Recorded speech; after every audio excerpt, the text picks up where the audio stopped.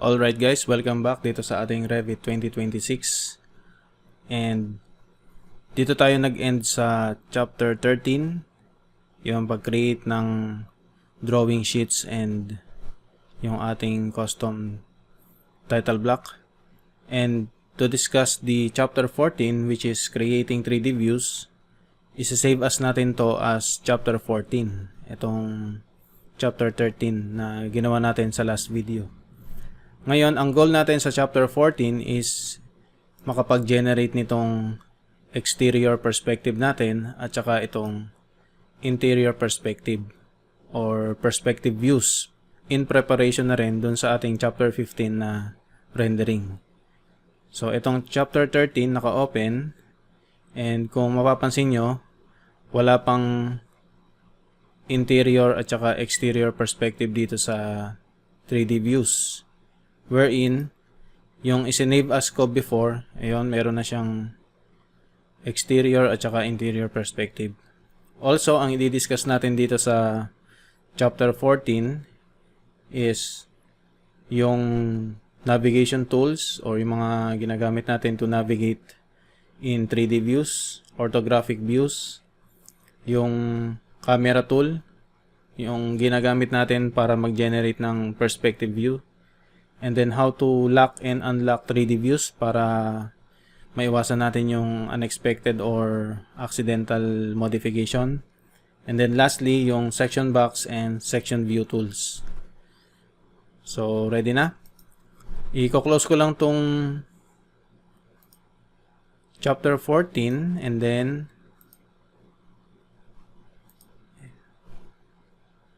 dito sa chapter 13, isa-save as ko to.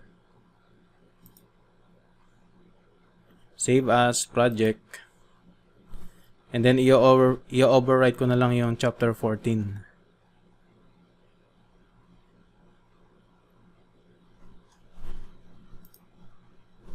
Ito, chapter 14. So, overwrite natin.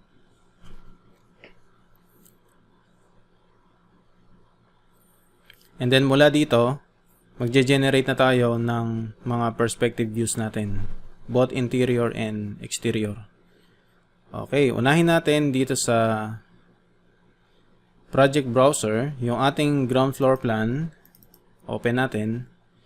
And kapag tinignan natin yung mga hidden elements, ayan, yung hinide natin before, kapag in-unhide natin itong mga ito, is magre-reflect yan dito sa ating A1 floor plans. Ayan, mapapopulate na ng mga elements dyan na i-unhide natin.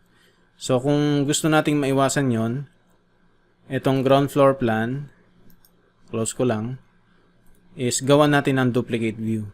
Ayan, duplicate with detailing or either duplicate. Ayan. So, dito sa may ground floor plan copy 1, dito na tayo mag-unhide ng mga elements. So, i-crossing selection nyo lang, right click and then unhide in view, category. And then, click natin dito. I-unhide na rin natin tong part ng entourage natin at saka yung parking. Right click, unhide in view, elements.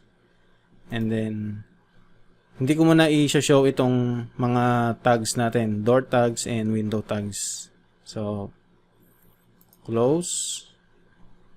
And pagka tinignan natin sa shaded visual style, or i-retain natin sa hidden dito sa plan view, pagka ginawa natin to ng perspective view, gagamit tayo ng tinatawag na camera tool. Pero bago yon, kapag nandito kayo sa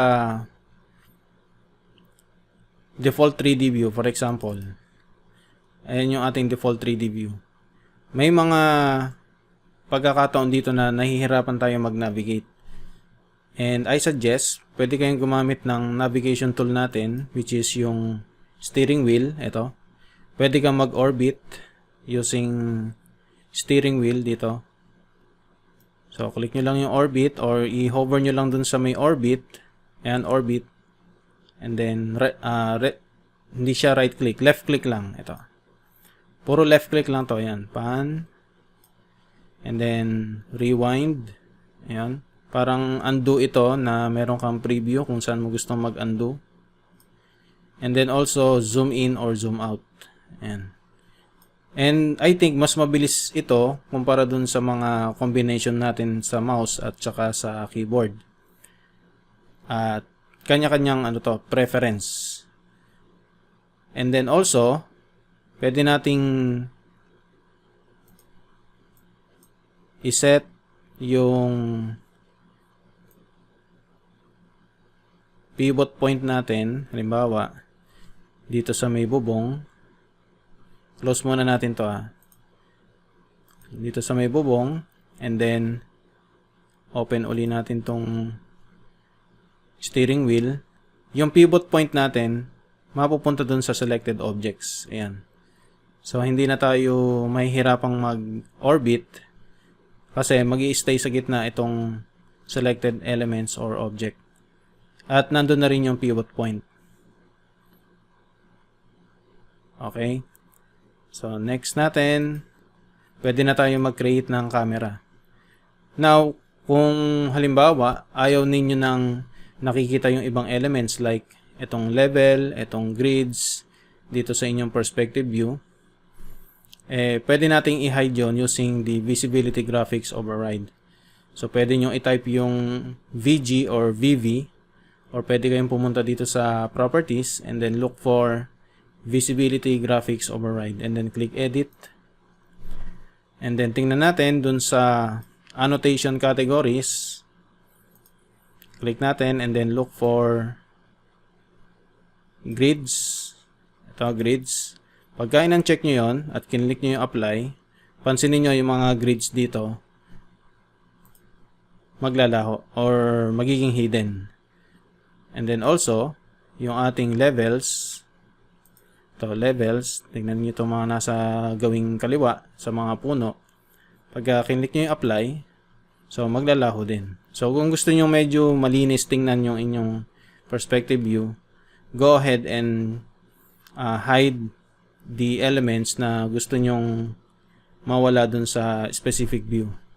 Itong visibility graphics override naman na to ay view specific. Hindi niyan maapektuhan yung ibang view. So click OK. And then, okay na tayo para dito sa default 3D view natin. Meron kasi tayong default 3D view. If you click the parang small birdhouse icon dito sa may quick access toolbar, o kaya naman dito sa view tab, ayun, default 3D view. Pero ang gagawin natin is, gagamit tayo ng camera para sa custom 3D view natin or perspective view. Okay? So, pwede ko na i-close tong 3D view. And then dito sa ground floor copy 1 or ground floor plan copy 1, dito ako mag-create ng camera view or perspective view. So, nandito na ako sa view tab ng ribbon and then click natin tong drop down ng 3D view under create panel and then doon yung makikita yung camera. Ito. So, click nyo yung camera and then you are prompted to place the eye position or saan nyo ba gustong tingnan yung labas ng project ninyo or bahay ninyo. Dito ba sa kanan or sa kaliwa? So let's say for example, dito ako pupwesto sa kanan, which means dito yung taong titingin. Ito, dito pupwesto. So i-click natin dito and then take note sa ribbon, meron tayong camera panel. Pwede nating i-set na yung offset at saka yung from what level yung magiging position ng camera or later na para sa modification ng ating camera properties. So for the meantime, i-click ko yung second point dito. Medyo ilalagpas ko dun sa lote. It doesn't matter as long as nakalagpas dun sa may bahay. So click ko na dito. And then automatic mag-o-open yung 3D view 1, which is ito na yung ating exterior perspective. Ngayon, meron lang tayong mga gagawing ilang modification or properties dito. Unang-una is baguhin natin yung visual style. Punta tayo dito sa may view control bar, yung ating level of detail, gawin nating fine. And then yung ating visual style is gawin nating either shaded, and then pwede kayo mamili, pwedeng consistent colors or even realistic. Okay, so for now, shaded muna. And then pwede nyo iselect yung pinaka boundary ng camera view ninyo. And then may makikita kayong circular grips sa lahat ng edges. Pwede nyo i-drag yon para palakihin or palawakin yung sakop ng camera view. So let's say for example ganyan. And then ito. Then pan. Yon. Tapos pwede rin nating i-orbit. Halimbawa, gagamit tayo ng orbit tool. Ayan. Kung hindi kayo satisfied masyado dun sa nakuha ng camera ninyo, pwede nyo gamitan ng navigation tool. Ayan. So, click ko na yung close. And then, kung gusto nyong i-modify ng paunti-unti, selected pa rin yung ating camera view. Punta tayo dito sa properties. Andito makikita yung extents section. Ayan yung tinatawag na far clip offset. Ayan, nakaset ng 58,258. Pwede nyong i-modify yung value niyan. And tingnan nyo kung ano yung magbabago dun sa perspective view ninyo. And then, ang pinaka madalas kong binabago dito is the eye level. Ito, eye elevation. Kasi dito, imagine niyo gaano kataas yung taong titingin. So, mostly nagre-range lang yun ng nasa 1.5 to 1.6 meters, di ba? Yung height ng tao. So, 1,500. And then yung target elevation, pwede nyo pagparehasin na ganun din or even mas mataas. So, halimbawa, 1,750. And then, pag minove nyo yung mouse palayo, so, ayan, magbabago yung appearance ng ating perspective view. And then, also, kung mapapansin nyo, sa view na to, sa bago nating 3D view 1, andyan yung mga grid lines natin. Tama ba? Ayan, na-detect pa nung aking mouse. And don't worry, i-deselect nyo lang yung camera view. Punta kayo dun sa Visibility Graphics Override ulit or type VG or VV. Tapos, dun sa Annotation Categories tab, i-off nyo lang yung grids. Ito. Uncheck nyo and then apply. Ayun, mawawala na siya dito and then click OK. And then, ang susunod pa natin is itong 3D view 1, pwede nating i-rename. So, select nyo and then select rename. Right click and then rename. And lagyan natin ng exterior perspective. Press enter. So, meron na tayong exterior perspective na gagamitin para dun sa ating chapter 15. Okay? So, pwede nating tingnan to in realistic view. Hintayin lang natin mag-generate. Ayun. Medyo mabilis lang siya. Ayan. So, ayan yung appearance niya in realistic view. Ngayon, pagdating sa rendering, mas mapapaganda pa natin yung image na yan. Okay?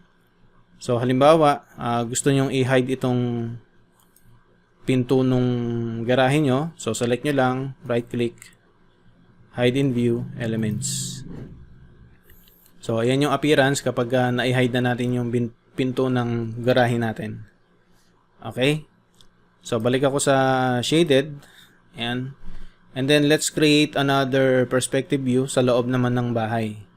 So, balik ako dito sa ground floor plan. Ito. Pwede ko na i-close siguro to. Tsaka itong A1 floor plans. So, ground floor plan, copy 1. Magse-set uli ako ng another camera. Para naman dito sa dining kitchen. Pwede kayong mamili kung saan nyo gusto. Pwede sa bedroom, pwede sa dining kitchen, pwede sa family room, or pwede sa kahit saang area ng inyong project. So, pipiliin ko dito sa dining kitchen. Ayan. And then, ilalagpas ko lang ng konti. Dito siguro. Click. Pwede naman nating iayos later. So, another 3D view or perspective view. We have the dining and kitchen. Adjust natin yung extent ng kanyang camera view. So, pwede siguro sakupin natin yung dining tables at saka chairs. Tsaka itong bintana dito. Ayan. So, zoom extents. Level of detail, gawin nating fine. Shaded view. And then, try natin sa realistic view. So, ayan siya, pagka-realistic view. And then also, mapapaganda pa natin yan pagdating natin sa chapter 15. Okay? So, balik tayo sa shaded. And then, i-rename natin to as interior perspective. Press enter. And then, wag natin kalimutang i-save. So, Control S o kaya click nyo yung save button dun sa quick access toolbar. And then, additional dun sa ating perspective views. Halimbawa, okay na kayo dyan sa far clip offset. Select natin to. Okay na kayo dito sa far clip offset. Okay na kayo dun sa eye elevation. Medyo babaan pala natin to. 1.5. Ayan. And medyo lakihan or laparan natin yung camera view natin. So, I think okay to. Buuin natin yung bintana.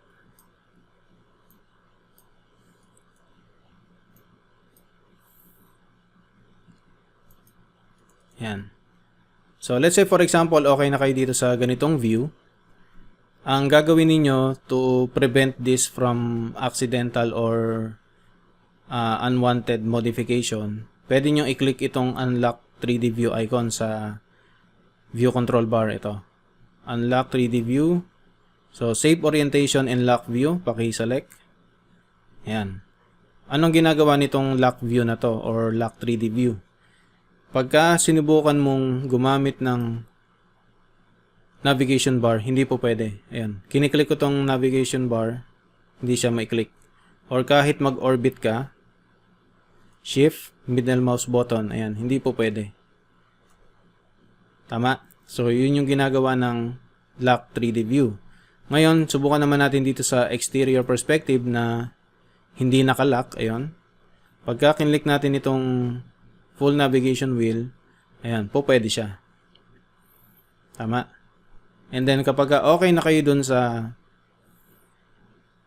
ayos or sa view ng inyong exterior perspective, is pwede nyo ring i-lock yung orientation at saka hindi nyo na mababago yan na accidentally. Kung gusto nyo naman baguhin in the future at gusto nyong pakita yung ibang part ng bahay, pwede nyong i-unlock ito gamit itong lock 3D view sa view control bar.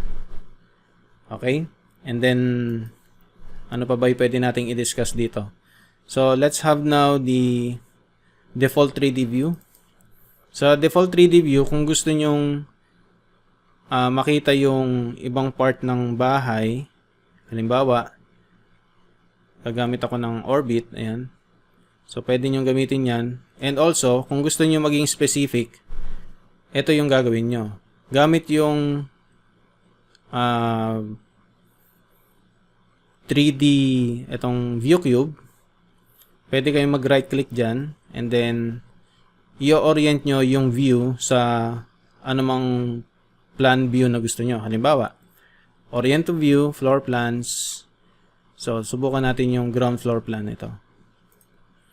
So, si Revit ang bahalang mag-orient ng view na kamukha or katulad dun sa inyong floor plan pero in 3D view. So, pwede nyo i-click tong southwest isometric or even southeast isometric and makikita nyo dyan yung appearance ng bahay in 3D view gamit lang yung floor plan. So, okay tayo doon. And then, para ibalik to, yung default 3D view natin. At para ibalik itong default 3D view natin, so, meron tayong tinatawag na section box dito sa ating properties palette. Ito. So, section box, naka-check siya. Ibig sabihin, gumagana yung ating section box using yung view cube natin kanina na inorient natin sa specific view. So, kung gusto natin bumalik sa default 3D view, i-uncheck lang natin to. And then, ayun, babalik na. Now, if you want to use the section box nang hindi gumagamit ng view cube para i-orient sa specific view, pwede nyong i-click to check. And makikita nyo yung box dito. Pwede nyo yan i-drag para nang sa ganon, manually nyo makita yung loob ng bahay or yung kung ano yung section ng bahay na gusto nyong ipakita or i-present. So, ayan siya. May mga grips yan dun sa all faces natin. Ayan. So, pwede nyo ipakita ng ganyan using section box. And then, ganun din, halimbawa, pwede nyong i-save as to. Pwede nyong i-right click and then duplicate. Ayan. Para mag-stay siya ng ganyan. So, meron akong ginawa dito before. Kung maalala nyo dun sa aking topic na stairs. Ayan. Ganun yung ginawa ko. Ayan. Para yung portion lang na gusto nating ipakita yung makikita nung during presentation. So, ganun. And then, kung gusto nyo namang i-off na, select nyo to. And then, close natin to.